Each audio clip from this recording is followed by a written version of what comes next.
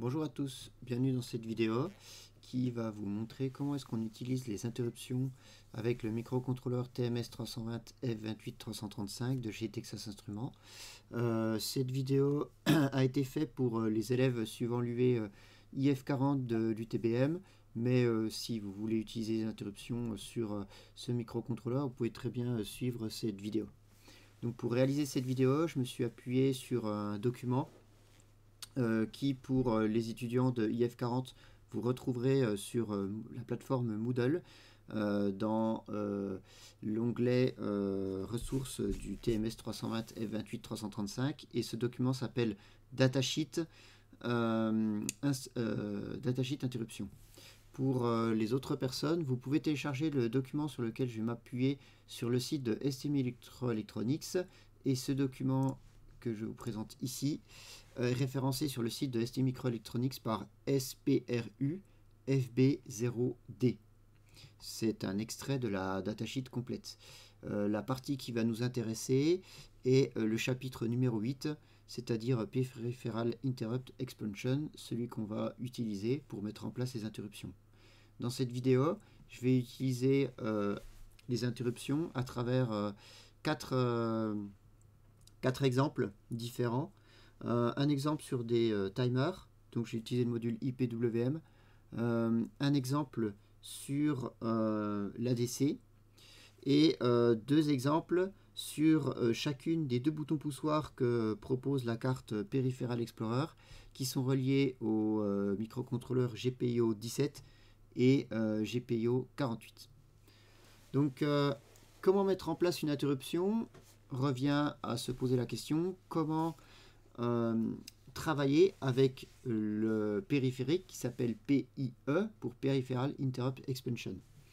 Donc vous trouverez dans ces datasheets une description complète du périphérique PIE, donc je ne vais pas faire l'entièreté du cours. Moi je vais plutôt vous montrer un petit peu sur Code Composer comment est-ce qu'on met ça en place rapidement. Néanmoins, j'ai besoin de vous expliquer quelques propos avant ça. Donc, je vais m'aider des schémas qui sont dans la datasheet. Premièrement, qu'est-ce que le PIE et plutôt comment fonctionne le système d'interruption avec ce périphérique? Alors, les interruptions, elles sont au nombre de 12 dans notre microcontrôleur. Elles sont référencées par int1 jusqu'à int12. Ces interruptions, elles sont ce qu'on appelle... il y a plus de 12 interruptions. Il y a 12 interruptions masquables.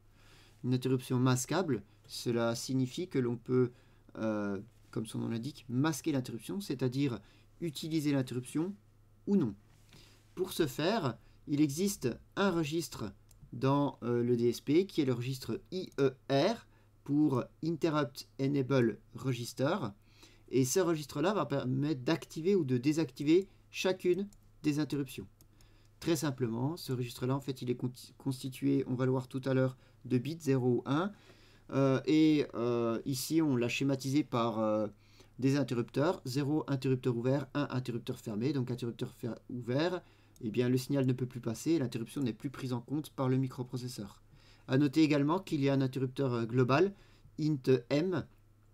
Donc, c'est un bit, hein. C'est un bit du registre ST0 ou ST1, je ne me souviens plus. Donc si vous le mettez à 0, vous activez toutes les interruptions globales. Donc après, bien sûr, vous pouvez activer l'une ou l'autre suivant l'IER. Hein. Mais globalement, vous activez toutes les interruptions avec 0, vous le désactivez avec 1. C'est important parce que lorsqu'on configure les interruptions, avant de réaliser toute manipulation de configuration, on va se mettre en mode où on va désactiver ces interruptions. Réaliser la configuration complète et ensuite réactiver le système. Comme vous pouvez le faire chez vous avec un interrupteur lorsque vous changez une prise électrique ou etc. Avec votre disjoncteur principal. Ensuite, pour chaque interruption, pour savoir si l'interruption se déclenche ou pas, on a un registre qui s'appelle IFR pour Interrupt Flag Register qui permet, qui est mis automatiquement par le microprocesseur à 0 à 1 pas par le microprocesseur, pardon, par le périphérique PIE, il est mis automatiquement à 0 ou 1, donc il ferme cet interrupteur pour aller déclencher l'interruption, suivant la configuration d'interruption que l'on a fait. Donc IER, c'est nous qui le programmons en en activant ou pas l'interruption. Et IFR, ben, c'est programmé automatiquement à travers les différentes configs des interruptions qu'on fait pour déclencher l'interruption. Ceci est un flag. Je vous rappelle qu'un flag ne se remet pas à 0 automatiquement. Il faut de nous-mêmes le remettre à 0 pour qu'il puisse se réenclencher par la suite. Attention, dans cette opération, néanmoins, on ne va pas écrire directement dans IFR. On va écrire dans un registre qui s'appelle PIEAC, qui va se permettre de remettre à 0 le système pour pouvoir redéclencher l'interruption.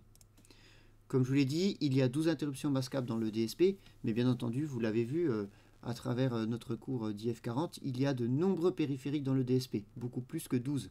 Et d'ailleurs, il y a plus de 80 GPIO. Donc, cela fait très peu d'interruptions par rapport aux périphériques et aux potentielles interruptions possibles. Donc, pour ce faire, en fait, à l'intérieur de chaque interruption, qu'on va appeler un groupe, donc une interruption, c'est un groupe, on va avoir 12 interruptions pour chacun des groupes. Donc, en réalité, nous avons 12 fois 12 interruptions masquables. Exemple, pour l'interruption numéro 1, il y a plusieurs interruptions possibles qui vont toutes déclencher l'interruption numéro 1. Et c'est ça qui va nous intéresser ici. C'est ce qu'on appelle un groupe d'interruptions. Donc le groupe d'interruption, il est schématisé par la partie basse du graphique qui est ici. Là encore, il y a un registre qui permet d'activer ces interruptions à l'intérieur du groupe, qui est PIEIER. Et il y a un registre qui est piloté automatiquement par le périphérique qui va activer l'interruption en question, qui est PIEIFR. Et c'est également un flag, il faudra le remettre à 0, et c'est PIEAC qui s'occupe de faire tout ça. Donc voilà un petit peu pour la structure. On va regarder un autre schéma qui, je pense, sera plus adéquat pour les différents exemples que je vais vous montrer. Donc, comme je vous l'ai dit, il existe 12 interruptions masquables. Il y en a des autres. Hein. Je ne vais pas rentrer dans les détails dans cette vidéo-là. Mais parce que nous, ce qui nous intéresse, c'est les exemples que je vais vous montrer tout de suite. Donc, les exemples, je vais faire deux interruptions qui viennent directement d'un périphérique. Donc l'ADC et le module PWM. IPWM, j'en mets deux de modules IPWM pour que vous voyez un petit peu comment ça se passe. Et puis on va utiliser deux interruptions externes sur les GPIO. Donc c'est les GPIO 17 et les GPIO 48. Alors qu'est-ce qu'on remarque dans ce schéma? On remarque que les périphériques en fait ils sont directement reliés à l'interface ici, au périphérique PIE. Donc en configurant le registre PIE, on va directement lui indiquer que c'est le module IPWM, enfin attacher l'interruption au module IPWM 1 et 2 dans notre cas et l'ADC. Mais c'est pareil pour tous les autres périphériques. Et pour les interruptions qui viennent directement des pins, des GPIO, il y a une petite étape en plus à franchir qui est cette étape-là, c'est-à-dire qu'il va falloir choisir une interruption externe. Il y en a deux ici, xint1 et xint2. Donc, il va falloir rediriger la GPIO vers une de ces deux interruptions avant de configurer ceci exactement comme pour le périphérique. Alors, petite remarque, ici dans le graphique, on voit que les GPIO sont limités de 0 à 31. Moi, dans mon exemple, je vais utiliser la GPIO 17 et la GPIO 48. La GPIO 48, elle ne rentre pas là-dedans. Donc, avec la GPIO 48, on ne peut pas utiliser xint1 ou xint2. En fait, si vous descendez un petit peu plus bas, il y a une continuité dans le schéma. Et il y a 1, 2, 3, 4, 5 autres interruptions externes. Et cette fois-ci, elles sont reliées sur GPIO 32 à 63. Donc, je vais utiliser, moi, dans mon exemple, xint1 que je vais relier à la GPIO 17. J'aurais très bien pu utiliser xint2, hein, c'est exactement la même chose. Mais moi, j'ai choisi xint1. Et j'ai choisi ici xint3 que je vais relier à la GPIO 48. Encore une remarque, si vous utilisez les GPIO supérieurs à 63, il n'y a pas d'interruptions qui sont reliées. Vous ne pouvez pas faire donc d'interruption avec. Très bien. Donc voilà ce que je vais faire dans cette vidéo. Maintenant, on va passer sur Code Composer pour voir tout ça. Une interruption, qu'est-ce que c'est? C'est, comme son nom l'indique, on va interrompre le programme principal pour pouvoir aller exécuter en C une fonction. C'est ce qu'on appelle une fonction d'interruption. En anglais, on appelle ça Interrupt Subroutine. Et on abrège ceci par ISR. R. Donc, le mécanisme d'interruption qui entre en jeu avec le PIE, il va se concrétiser par lancer une fonction en C, une fonction d'interruption. Donc cette fonction d'interruption, va falloir la déclarer. Donc j'ai réalisé des prototypes pour les exemples. Alors les exemples que je vais vous montrer ici, je vais vous montrer l'ADC juste comment on programme, mais je n'ai pas fait d'exemple avec. Par contre, j'ai fait d'exemple avec les 4 autres ici. Donc on va utiliser une interruption pour l'ADC. Là, c'est moi qui l'ai nommé comme je veux. Hein. Donc j'ai nommé ici ADC ISR. Je vais utiliser un module IPWM1. Donc je vais faire une interruption dessus. Je l'ai appelé IPWM1 ISR. Pareil pour IPWM2. Et puis pour le bouton poussoir numéro 1, c'est-à-dire la GPO 17, j'ai dit que je la plaçais sur xint1. Donc j'ai appelé ma fonction xint1 ISR. Et pour le bouton poussoir numéro 2, qui est relié sur la GPO 48, je vais utiliser xint3 ISR. Ce sont des fonctions d'interruption. Je dois signifier au compilateur qu'il s'agit de fonctions d'interruption. Et ça se symbolise avec le préfixe underscore interrupt. Donc dans mon prototype, je mets bien ça. Pour réaliser les exemples, je vais avoir besoin d'initialiser certaines GPIO. J'ai créé une petite fonction initPort qui est, pour ceux qui suivent l'UVF40, exactement la même fonction qu'on a utilisée sur le TD pour l'ADC. Donc je vais utiliser les 4 LED et les 2 boutons poussoirs. Et je vais utiliser 2 fonctions d'initialisation de PWM. Je vais vous les montrer rapidement, mais en gros, ça crée un timer avec une certaine fréquence d'à peu près 1 Hz. Alors il y en a un que j'ai mis un peu plus rapide que l'autre. Il me semble que le timer numéro 1 est plus rapide que le timer numéro 2. Et puis je vais créer un signal PWM pour pouvoir visualiser ça sur un oscilloscope. Et également activer les interruptions sur fin de période pour pouvoir déclencher une interruption à chaque fin de période du timer. Dans mon programme principal, on va retrouver l'initialisation des différentes fonctions que je viens de vous citer. Et ensuite, la partie qui nous intéresse. Donc cette partie-là, vous la retrouverez dans le fichier template que je vous ai déposé sur Moodle. Alors je l'ai mis à jour au moment où je fais cette vidéo. Donc vous pourrez le télécharger. Tout est commenté et vous pouvez décommenter uniquement ce qui vous intéresse, ce qui vous est utile pour vos travaux pratiques et vos projets. Donc on commence par une fonction qui est initPIE-control qui va activer le périphérique PIE. Comme je vous l'ai dit tout au début, pour pouvoir configurer les différents registres du Peripheral Interrupt Expansion, on doit d'abord désactiver l'interrupteur général. Et ça se fait avec l'instruction dint. Dint pour disable, int pour interruption. Et puis ensuite, alors ça c'est pas moi qui l'ai écrit, c'est Texas Instruments, hein, c'est une petite fonction qui va aller désactiver toutes les interruptions. Ok, donc pour être sûr qu'elles sont bien désactivées, j'ai remis les flags IER et IFR entièrement à 0 également. Donc à partir de là, il n'y a aucune interruption qui est activée, et là on va pouvoir les activer une par une, celle que l'on souhaite. Il y a également une petite particularité avec ce PIE, c'est que la table des vecteurs d'interruption, vous pouvez la mapper à différents endroits de la mémoire. Je ne vais pas rentrer dans les détails. J'ai utilisé, encore une fois, une fonction donnée par ST Microelectronics pour mapper sur la mémoire ROM ma table de vecteurs d'interruption. Et la partie qui nous intéresse arrive ici. Attention, il y a plusieurs registres qui sont protégés. Je vais donc déverrouiller l'accès en protection, en écriture, faire toute ma config et ensuite la reverrouiller. Donc nous allons commencer avec un premier exemple qui est activer les interruptions pour le module IPWM1. Donc, pour activer les interruptions, il faut, comme je vous l'ai montré dans cette datasheet, le module IPWM1 se trouve dans les périphériques. Je vais aller configurer le PIE pour aller relier IPWM1 à une interruption et à un groupe et ensuite l'activer. Alors, nous avons vu ici que pour chaque interruption, ici correspond un groupe. Donc int 1, il y a le groupe 1, int 2, il y a le groupe 2, int 3, il y a le groupe 3, etc. Alors vous ne pouvez pas choisir exactement à l'intérieur du groupe, et donc vous ne pouvez pas choisir votre groupe en fonction de votre interruption. Tout est déjà programmé dans une table. Et cette table, vous la retrouverez dans cette datasheet, ici, à la page numéro 124. Cette table-là vous indique pour quelle bit de quel groupe correspond quelle interruption. dans cet exemple, je vais réaliser l'interruption du module IPWM1. C'est donc l'interruption ici qui m'intéresse. C'est le module IPWM1. Je dézoome un petit peu. Je me rends compte que IPWM1, il se trouve sur le bit d'interruption 1. Et si je vais voir dans la ligne, il se trouve sur le groupe numéro 3.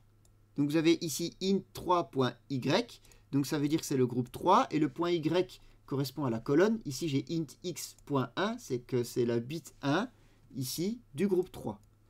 Donc, pour activer cette interruption-là, il va se trouver dans le groupe numéro 3, et c'est le bit 1. Je vais donc devoir activer le groupe numéro 3.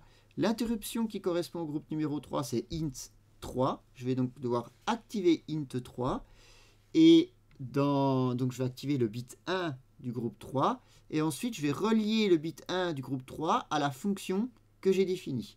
Donc voilà tout ce que je vais faire en C. Bon, je ne l'ai pas fait dans l'ordre que je viens de le dire, mais premièrement, je vais relier cette interruption à une fonction en C. Donc je dois lui donner le nom de la fonction et surtout l'adresse de la fonction. C'est ce qu'on appelle remplir la table des vecteurs d'interruption. C'est pour ça que le préfixe pour le registre est PIE pour Peripheral Interrupt Expansion et VectTable pour Vector Table, la table des vecteurs d'interruption. Lorsque vous tapez ce registre-là, PIE VectTable, point, en fait, il me propose toutes les interruptions que vous retrouverez dans la table des vecteurs d'interruption. Absolument toutes. Et donc ici, moi, je veux utiliser l'interruption qui s'appelle, on le voit dans la datasheet, IPWM1 INT, parce que c'est l'interruption qui correspond au module IPWM1. Donc je mets PIE VectTable.IPWM1 INT. Et à cet emplacement-là, donc c'est un emplacement de la mémoire où lorsque l'interruption numéro 3 va être déclenchée, on va sauter à cette interruption. Et en fait, on doit lui indiquer dans notre code en C quelle est la fonction qui y correspond, l'adresse de cette fonction. Donc je mets le symbole E pour stipuler que c'est une adresse, et ensuite IPWM-ISR, qui est le nom de la fonction d'interruption, qu'on a défini en prototype juste avant. Ainsi, lorsque j'ai une interruption sur le PWM, le module IPWM1, et bien automatiquement le code va se mettre en pause et va aller sauter sur la fonction IPWM1 dont on verra par la suite ce qu'on met dedans pour notre exemple ici. Voilà. Donc ça, c'est la première étape. Deuxième étape, je vais aller activer cette interruption-là de deux manières. Il faut que j'active le groupe et le bit du groupe. Donc on a vu tout de suite dans le tableau que c'était le groupe 3. Donc ça se fait avec PIE contrôle règle. C'est le registre PIEIER3. Puisque c'est le module 3. Alors on peut regarder ça dans la datasheet. PIEIER.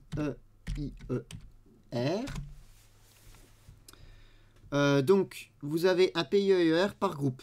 Comme vous avez 12 groupes, vous en avez 12.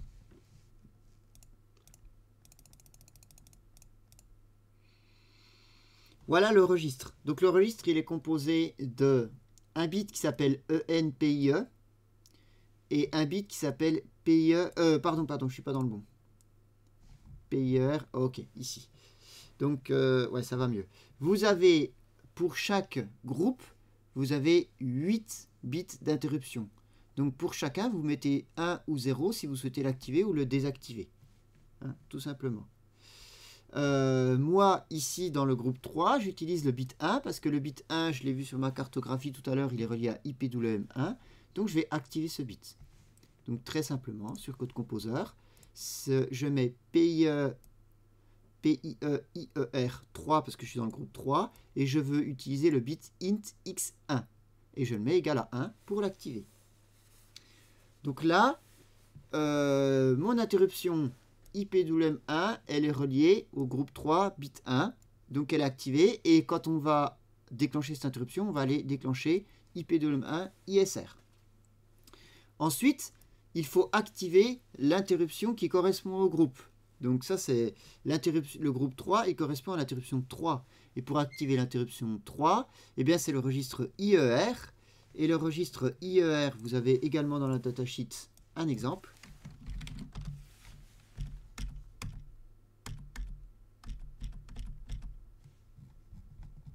Qui est juste ici. Et tout simplement, vous mettez 0 ou 1 sur l'interruption en question.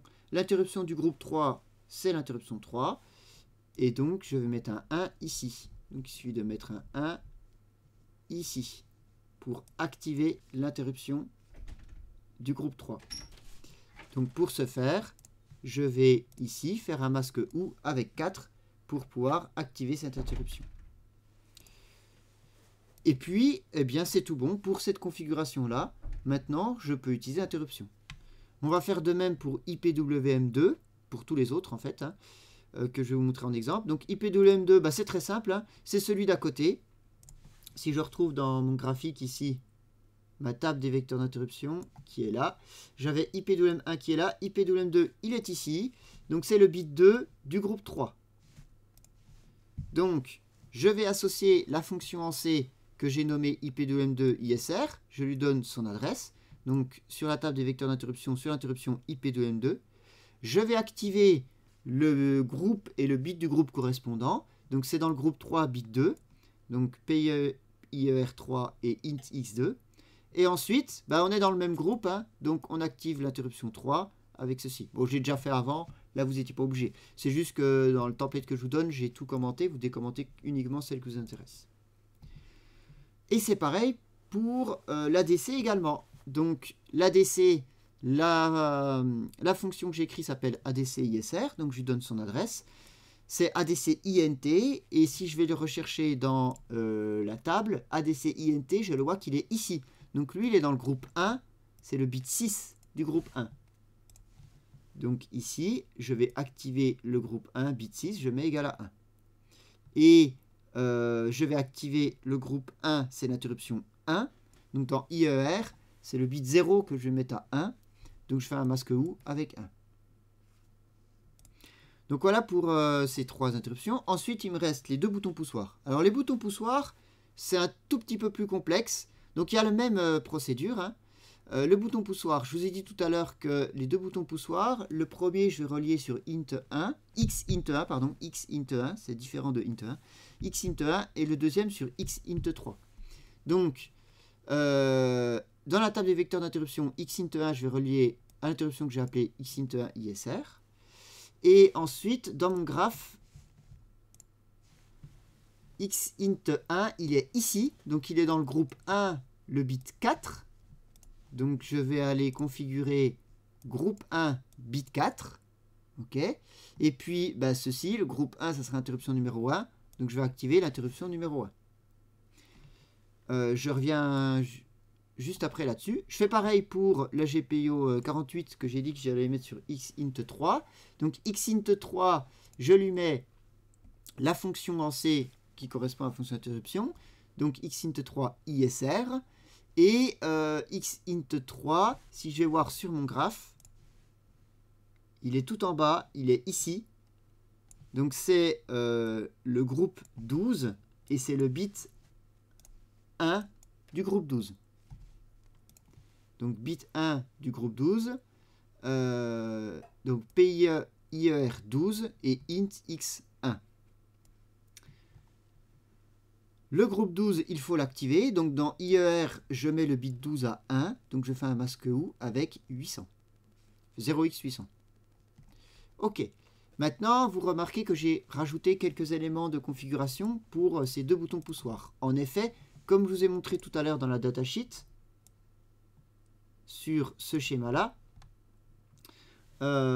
pour xint1, c'est pas directement là pour les périphériques IP2M ADC, hop, la flèche on rentrait directement dans le PIE. Ici, ma flèche qui vient du GPIO ne rentre pas directement, elle passe à travers diverses configurations. La première de ces configurations, c'est un multiplexeur, et ces multiplexeurs, il est géré par le registre GPIO xint1 cell. Donc on va aller voir ce registre. Attention, si vous téléchargez la datasheet, si vous utilisez en train de regarder ce cours et vous utilisez la datasheet SPRU FB0D, vous le trouverez. Si vous utilisez la datasheet que j'ai mis sur Moodle, malheureusement, j'ai oublié de copier-coller cette page-là. Mais c'est pas grave, je vais le faire avec vous. On y va, donc on va le chercher. Parce que c'est pas un registre des interruptions, en fait, c'est un registre des GPIO. Le voilà. Donc, GPIO X int n cell, vous remplacez n par le numéro de l'interruption. Nous, on veut utiliser la 1 pour GPIO 17 et la 3 pour GPIO 48. Donc, en fait, c'est pas compliqué. Pour la 1 et la 2, donc nous, on utilise la X int 1. Vous, ici, le registre, il contient que 5 bits. Et vous écrivez en binaire le numéro de la GPIO à laquelle vous voulez associer l'interruption. Donc moi, par exemple, j'utilise la GPIO 17. Ben, je vais écrire 17. Donc j'ai mis ici 17. Donc ça veut dire qu'on va utiliser la GPIO 17 comme interruption X int 1. Donc vous comprenez très bien qu'on ne peut utiliser qu'une seule GPIO pour une interruption. Donc, on ne peut pas utiliser les 63 GPIO avec 63 interruptions. Parce qu'il n'y a que 7 ou 8 X-int. X-int 1, 2, 3, 4, 5, 6, 7. Il n'y en a que 7 d'ailleurs. Donc, 7 interruptions externes maximum. Ok, donc nous, on relie X-int 1 à la GPIO 17. Et ensuite, il y a dans le schéma 2 autres registres de configuration. Donc une fois que, donc ça c'est le multiplexeur pour choisir quel GPIO on veut associer à Xint 1. Et ensuite, on va configurer Xint 1 CR. Alors Xint 1 CTR, ça peut être utile. En fait, c'est un compteur qui compte le moment entre deux interruptions. Je ne l'ai jamais utilisé personnellement, mais vous pouvez récupérer le temps qui s'est écoulé entre deux déclenchements d'interruption. On ne va pas l'utiliser dans cet exemple-là. Donc Xint 1 CR. On va aller voir.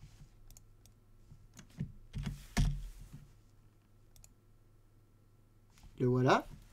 Donc Xint head CR, vous remplacez n par le numéro du Xint que vous utilisez. Donc nous, le 1 et le 3. Donc ici, il y a un bit qui s'appelle enable et 2 bits qui déterminent la polarité.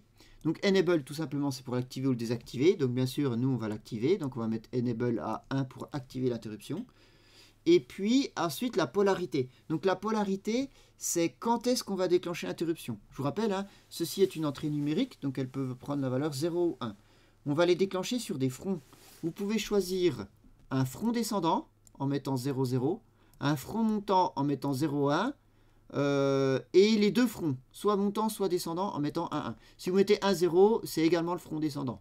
En fait, il y a 4 possibilités, il y a 4 valeurs possibles, mais il n'y a que 3 possibilités. Donc, ils ont recopié-collé le falling edge sur 0, 0 et 1, 0. Les boutons poussoirs dans la carte Peripheral Explorer que nous utilisons en IF40, en fait, ils sont codés en inverse. C'est-à-dire que quand vous appuyez dessus, ça passe à 0. Et quand vous relâchez, ça passe à 1. Donc, moi, j'ai configuré sur falling edge. Comme ça, quand on appuie dessus, on va déclencher l'interruption. Donc, j'ai activé l'interruption Xint 1 avec le bit enable. Et ensuite, la polarité, j'ai mis 1, 0 pour dire que je suis au front descendant. Voilà. Et puis, j'ai fait la même chose pour le bouton poussoir numéro 2, qui est la GPIO 48. La GPIO 48, je vais utiliser Xint 3. Donc, j'ai choisi... Alors là, je vais retourner là-dessus pour vous montrer, parce que vous avez vu, je n'ai pas écrit 48, j'ai écrit 16. Il y a un petit truc à faire attention. Donc, je retourne...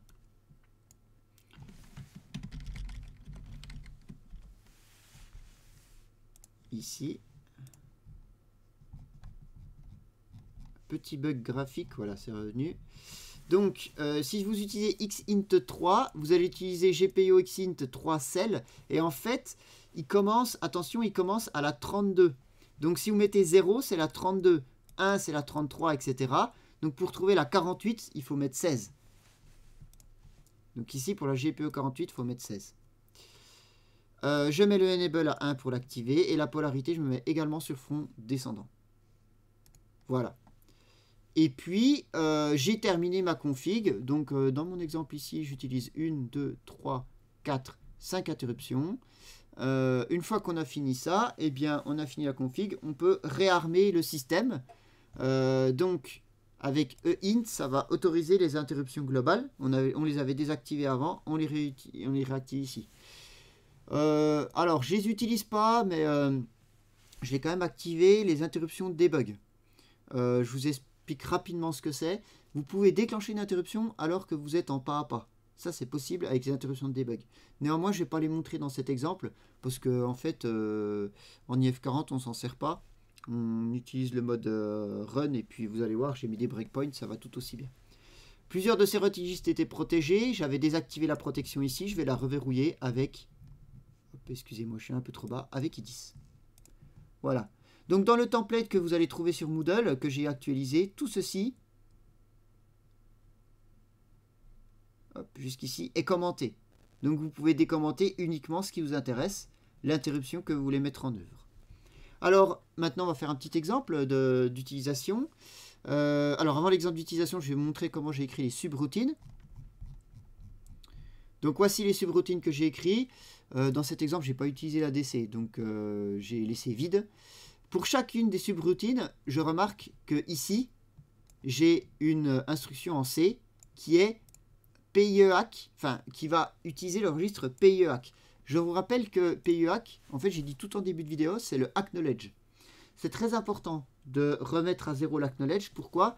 Eh bien parce que en fait c'est ce qui vous permet de réarmer le système et de redéclencher l'interruption. Si vous oubliez de faire ça, l'interruption ne se déclenche qu'une seule fois, que la première fois. Donc dans PIEAC, qu'est-ce que je mets? Je mets le numéro du groupe. Donc c'est PIEAC.all et comme l'ADC est dans le groupe 1, je mets 1. Ici, comme les PWM 1 et 2 sont dans le groupe 3, je mets 4. Donc c'est le bit 4. Hein, donc ça fait 0, 1, 2. Je vais vous montrer ça plutôt à la datasheet, ça sera beaucoup plus clair. On va aller dans PIEAC.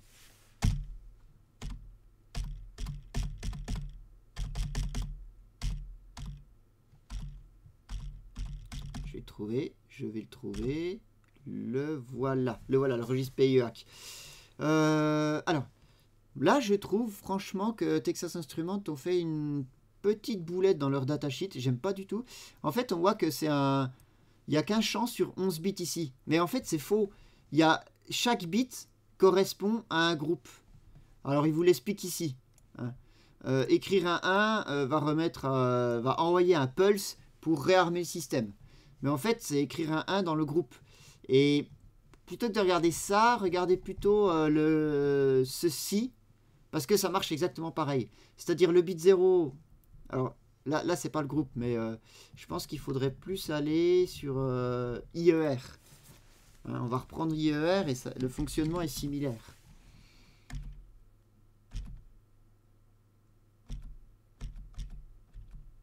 Voilà, ici.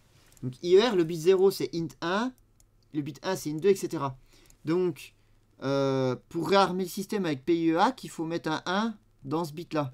Donc, pour le groupe 1, un 1 dans ce bit-là, pour le groupe 3. Donc là, ça fait 0, 0, 1, 0. C'est pour ça que j'ai mis 4. Ok. Donc voilà. Donc, groupe 3, je mets 4. Groupe 1, je mets 1. Et puis, groupe 12, ben, je mets 0x800 pour mettre le bit 12. Enfin, le bit 11, du coup. À 0.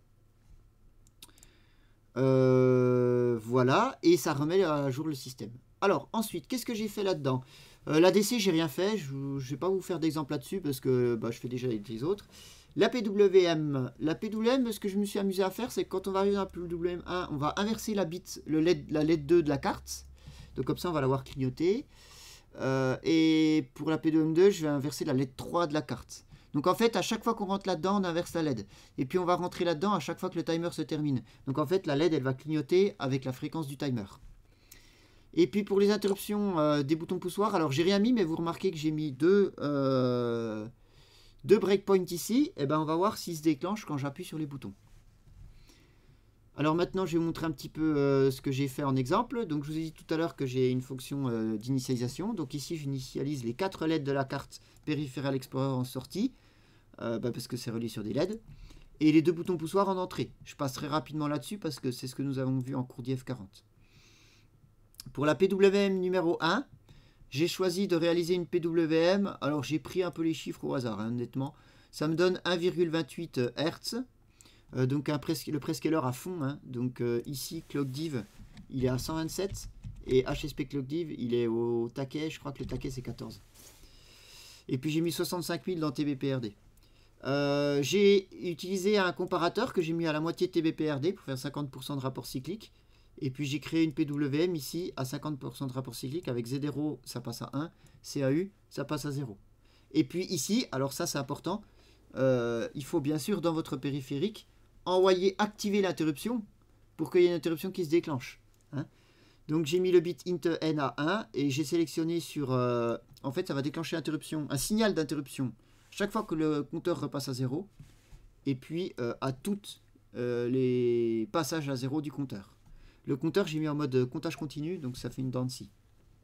J'ai fait exactement la même chose pour le PWM2, mais le ClockDiv, je l'ai, au lieu de le mettre à 128, ouais, d'ailleurs c'est pas 127, c'est 128, je l'ai réduit de 1, donc il est à 64 ici. Donc ça va un petit peu plus vite. Ici, j'ai copié-collé, mais c'est pas 1,28 Hz. On va le voir ici. Et puis voilà. Du coup, qu'est-ce que je fais dans mon programme principal? Dans mon programme principal, je réalise ici mes initialisations. Je réalise toute la partie que je vous ai montrée sur la configuration des interruptions. Et ensuite, en fait, j'ai une boucle while 1 qui fait clignoter une LED avec une temporisation de 1 seconde. C'est tout. Les interruptions vont interrompre ce programme pour aller déclencher les fonctions d'interruption que je vous ai mis. On va tester ça tout de suite.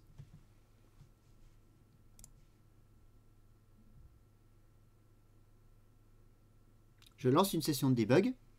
Vous remarquez que ici, je n'ai mis aucun breakpoint, sauf dans les fonctions d'interruption sur les deux boutons poussoirs.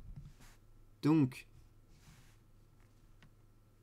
hop, j'active la webcam, ici. Donc voici ma carte, au début initialisée, et je lance le debug. Ok, on peut voir qu'il y a un peu de la vie. Je vais passer sur ma webcam principale ici. On peut voir que les LED se mettent à clignoter. Donc le programme principal fait clignoter la LED numéro 1 à une fréquence de 1 seconde.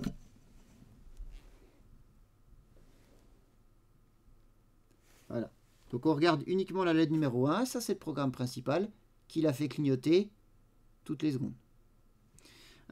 J'ai pris un oscilloscope et je l'ai branché pour vous montrer sur la PWM1A. Donc je visualise à l'écran ici IPWM1.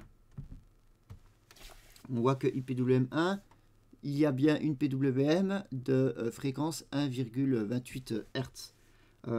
On peut se mettre pour le plaisir sur IPWM2.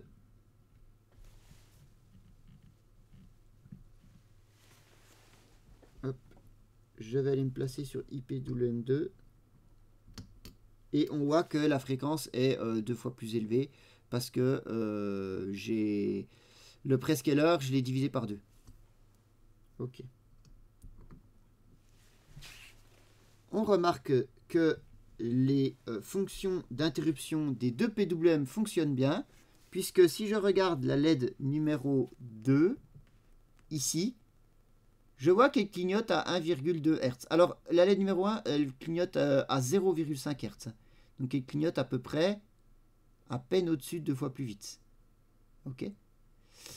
Et la LED numéro 3, elle clignote encore 2 fois plus vite que la LED numéro 2. Alors, elles sont pas tout à fait... J'ai pas synchronisé les PWM entre eux, hein, donc c'est pour ça qu'elles ne sont pas tout à fait synchronisées. Mais on voit que l'interruption donc se déclenche bien.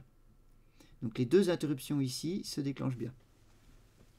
On va tester les interruptions sur les boutons poussoirs. Si ma caméra veut bien tenir debout. Voilà.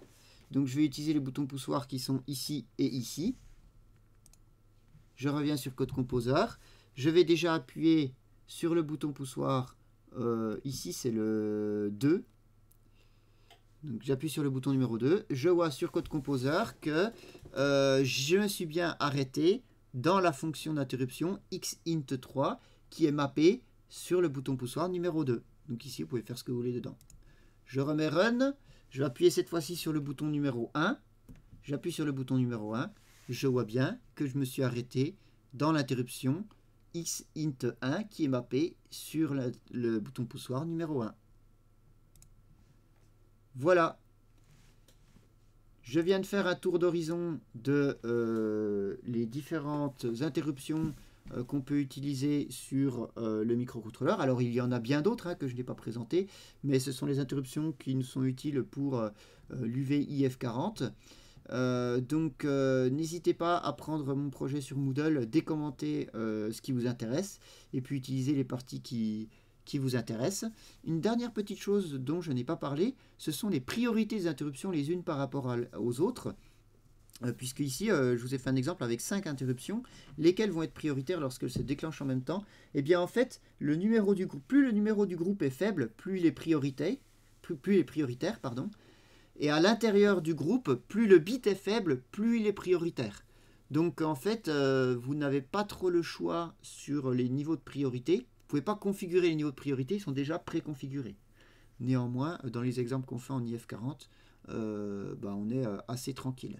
Si je dois résumer quand même, les interruptions sur les deux boutons poussoirs que j'ai fait, le bouton poussoir numéro 1 étant sur xint1 qui est dans le groupe 1 est plus prioritaire que le bouton poussoir numéro 2 qui est sur xint3 qui est dans le groupe 12. Voilà, je vous remercie pour votre attention et je vous souhaite bon courage avec les interruptions.